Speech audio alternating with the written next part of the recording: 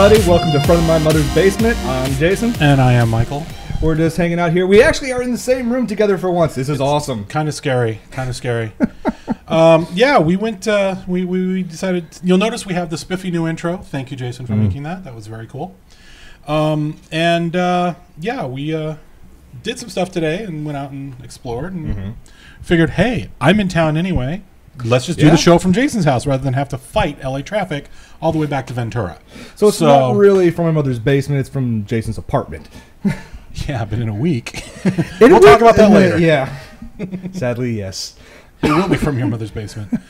Why'd you have to say that? It's only for a while. It's all good. Because my mom doesn't have a basement, so... Neither does mine, but yeah. Either way. We'll make it work one way or the other. So welcome to the show.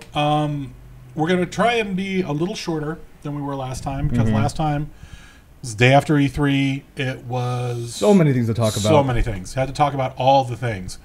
And that, yeah, there's been a lot of stuff, and they've actually gotten some feedback since then. All I got to say, though, about E3 is that we showed a lot of stuff, and there was a lot of stuff to cover. But a lot of it was crap.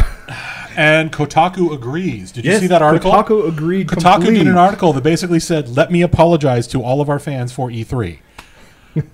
Which was like, wow, really? But it's pretty much accurate, because there was a whole lot of tech demos and not a whole lot of actual meat and potatoes, which is what we were discussing last week. Granted, given with all that, though, there was a few shining beacons around that. Yes. Number one being Watch Dogs. Yes. Watch Dogs was Watch gorgeous. Dogs is the shit. It's coming out for PC. Thank you. Is it coming for PC? They announced it? It's coming for PC. Yes. And what's even better about it, because people are saying, oh, it's just on a high-end PC. It's not going to come on this generation of consoles. The producer for Watch Dogs came out and said it will be coming out for the Xbox 360 and PS3. Yes, I do. So it will be current gen as well, which makes it even better. Yay, finally people are tapping the full potential of these systems. But that's normal. That takes about 10 years in the cycle, yeah, but right? Well, I don't know about 10 years, but I'm waiting for my PS3 to chug.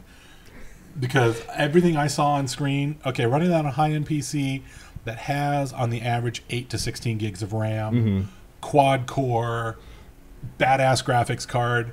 Quad SLI, I'm sure. Yeah, well, no, I doubt it. But still, it's all of that power... versus this, I can't speak for the Xbox because I've never owned one, or the 360 rather. But for the PS3, the cell processor is awesome. But do you realize how little memory a PS3 has? It's like 256 megs, isn't it? 512.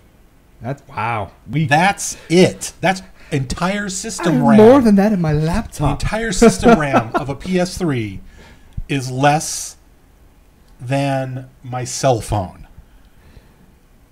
My iPhone has more memory than the goddamn PS3. CPU graphics can only take you so far. And yes, the cell processor is scalable, but you got to have some way to cache all that. Well, and that's the thing is, the big argument I've been having when I first heard about the PS3 way back back in the day, they're announcing, oh, we're going to do all this with 512 megs of RAM. I'm like, really? No. No, you're not. Not really. What was it? But they've done what they've done with the caching ability has been impressive. Very true. I think they're about to hit the wall, and they're about to hit the wall hard. And with Nintendo coming out with the Wii U and saying it's more powerful than the Xbox and 360 and the PS3. That's also had 10 years of development time. Yes, exactly. But I gotta wonder though. I forget how much RAM does that have. Would they say a gig? Did they announce the specs on the Wii U? No, but there are some people with the dev units are out there and saying stuff. That's probably. I would be surprised if it was under a gig. Yeah. But even a gig, that would be a dramatic improvement. Can you imagine the level of textures and detail and buffering and caching you could do with 1 gig of RAM on the PS3 or the Xbox 360? Well, I got an easy way for you to fix this. Mod it, crack it open? Well, kind of. Not that the system will know what to do with it. No. All we need to do is just basically buy like 10 or 20 of them and then just sync them all together in a giant cluster and then go and, hey, look, the frame rate. You can't do that anymore. Unless you revert back to the old firmware. Remember, the Air Where Force... are you going to find the old firmware? The Air Force. They have 25,000 just sitting there. Yo, Obama. Yo, dog, it's me. Yo, we're throwing this party over here at the house, yo, and I heard that like you're like the boss of the Air Force and shit. So can you give me some of them old school PS3s? We want to do a super cluster. We want to do some Unreal Tournament up in this bitch. Can you help me? Actually, I do have a Boy, story. I'm gonna get my ass kicked for that. I do have a quick side story that's related to that. Years ago, when a hacking group I was with, they initially formed called DC 949. Ah, yes. There at UC San Diego, there's a supercomputer there, and you could rent time on that. And because you can rent it by a few hours and whatnot. And we all had a bunch of money we were pulled together, and we're like, well, we can run some calculations. Well, these calculations are going to take 5 minutes at best. Well, we paid for 3 hours. So what are we going to do? What's the latest game that just came out right now? F.E.A.R. Let's put F.E.A.R. on the supercomputer. Oh my god. Our frame rate was in the quad digits. It was awesome. Seriously, you guys were getting over 1,000 frame rate? The guys working there were just looking at him going, I'm going to get my computer. I'm going to play on this. It was freaking amazing. Oh, that's awesome. That is awesome. What'd you buy a supercomputer for? Playing video games? Hey, it's supercomputer. I can't speak very well, thank you. This is what happens when we don't have a script. But at least it's more smooth. It is, yes. But yeah, no. So hopefully, I'm hoping that at some point this year, one of the big three has announced the new thing. Of course, they announced the new hotness last year. Yes. Surprisingly, the other two didn't. And they haven't announced anything this year. In fact, Sony has gone on record of saying, yeah, we're not even going to start, or was it Sony or Microsoft? They went on record saying, we're not even going to start talking next gen for at least another 2 or 3 years. Sony did that. They came out at CES and said that. Yeah, it's like 2 or 3 years. Come on, guys. I mean, don't get me wrong. Your stuff's good. It's really good. But I do got to say, though, to wrap up the video game stuff, regardless of how well the console stuff works and the next gen and whatnot, my PC is still going to trump all of that any day of the week. Yes. For the most part. So, anyone with a modern PC, and especially the price of those things have come down to now. Yeah. I mean, I spent my latest tower, I've got a quad-core i7, came with 8 gigs of RAM, which is unfortunately the top end. Thank you very much, Hewlett-Packard. But those are right. We've already sworn 4 times, trust me. Yeah, true. We are trying to cut down from last week because we went a little overboard. But... but I paid for that tower with 8 gigs of RAM, a terabyte of hard drive, quad-core i7, operating at, I want to say 3 gigs. Yeah, I think it's 3 gigahertz, or right up under 3 gigahertz. I paid under $700 for that thing. Okay, yeah, for about the same thing, because the desktop we're running all this on right now is an i7. It now has 2 video cards in it. It has a surprising, because I found an amazing deal for this, 24 gigs of RAM, DDR3. The thing, I could load Windows 7. Hate you sometimes, right? I could load entirety of Windows 7 on there, and it'd be just fine. In RAM?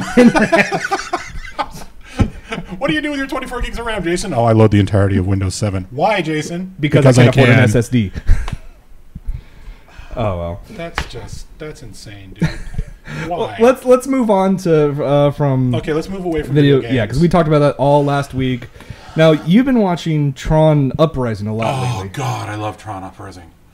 Oh, sorry. Nerd button just hit. Yes. Anyone who's known me for any length of time knows that I am a hardcore Tron fan. I saw the first one. Okay, this is where Michael shows his age. Not that you can't tell already. I can't say anything or else I will get hit because I'm in the same room. I saw the first one in 70mm 6-track Dolby. So at the time, that was the 1981 version of today's DTS or THX. It was before THX came out, obviously. And it was phenomenal. I mean, the light cycle scenes and the recognizers just, whoa! And you're watching it on this giant, 30-foot screen, and you're just like, oh, this is the coolest thing I've ever seen. And then Indiana Jones came out. But at the time, I was just like, oh my God, this is so awesome. And I've been a big fan of Tron ever since. I've always been a fan of computer graphics. I am a computer graphics nerd, whore, whatever you want to call it. Originally, that was what I wanted to do with my life. Then I discovered I'm not so good at it. I'm not bad, but I'm not as good. Not as good as the pros. And then I first heard about Tron Legacy when they broke it at Comic-Con. What, 3 years back? About that, yeah. When they showed Just the concept video. Yeah, the concept video, yeah. And then I saw Flynn, and I'm just like, people went oh my crazy God. Oh my God. Collective nerdgasm along the Disney sphere. It was just... I still find I think it funny. they spent weeks wiping off the castle. It was just horrible. I still find it interesting that Disney gave these guys the go-ahead, the green light, to create a concept video and show it publicly rather than doing an internal and going through the Well, they did it process. internal first. I mean, they had to have done it internal first. Disney's... Even under Eisner wasn't that... Well, okay, Eisner was kind of like a Hitler, but... oh, God, I just did the Godwin War. Anyway... Eisner was really, really, really hardcore strict, but even... they had to get it through the House. Right. You know, and then they said, okay, in-house, they're like going, okay, yeah, this looks really cool. This is awesome. What's the audience going to think? And then they took it to Comic-Con, and Comic-Con just collected sploosh. Yeah. It was... Oh, my God. Then we waited, 2 years for the movie to come out. And it did not disappoint. No, it did not have a deep storyline. I wasn't expecting a deep storyline. I was expecting really pretty graphics. Ooh, shiny. And I got ooh, shiny. That's all I cared about was ooh, shiny. The level of fandom that's come out of the Tron Legacy, before we get into Tron Uprising, has been insane. Obviously, you get a bunch of people doing the cosplay outfits using, a variety of, Dayglow stuff. Right. And then you have, of course, Tron Guy, the classic internet dude. Classic Tron guy. I guarantee you, he was in line. And then you got to the point where even that one custom chopper place did that, fully the guy that made the full-size light cycle. Yeah, that works. was insane. Yeah, that was crazy. You guys should Google that sometime. Do this whole... It's on sale, too, for like, what, 60? There's another curse word. Supercomputer equals judgment. That's a while ago. Okay. Sorry. But anyway, so I got hardcore again back into Tron. Right. And I was just like, oh my God, it's happening. And then Daft Punk did the soundtrack, and it was just sploosh after sploosh after sploosh. So... Bad mental. What? That's bad mental image. Watching too much Archer? Anyway. Phrasing. So... Then they announced that there was a cartoon coming, and I was just like, yeah, okay, it's gonna be typical. I was afraid that they were gonna do with it like other movie adaptations have gone, where they did the movie was awesome, and they did a cartoon to tie in with the movie, and it was crap. Like the old school Mighty Ducks cartoon that was tied in with the live action movies. Yeah. Where they had the giant duckmobile. Yeah. So I'm having visions of that, especially when I'm hearing it's going to be on Disney XD, which is their edgy cartoon station. They think Naruto Shippuden is edgy. And then granted, in the original Naruto's version, not bad. some of it is edgy, but I gotta imagine Disney probably has edited that stuff out. I don't know. Yeah. I don't watch it. Okay. I'll watch Legend of Korra on Nickelodeon, but I don't watch anything on Disney. See, except Tron. Yes. But they're streaming them on the website. Well, no, actually, they only stream the first 3. Oh, they're not going to stream the rest of it? I don't... Well, we'll find out next week. All right. But, so I'm watching it, and they've got, Box Lightner's in it. Okay, well, yeah, kind of, he's Tron. You kind of have to have him. They've got Elijah Wood, who's really good. Right. Lance Henriksen, who, as the main bad guy, who's awesome. Works really well. Yeah, he does. He works really, really well. And Bruce Boxleitner is returning is reprising his role as Tron. Tron's in there, which is kind of trippy.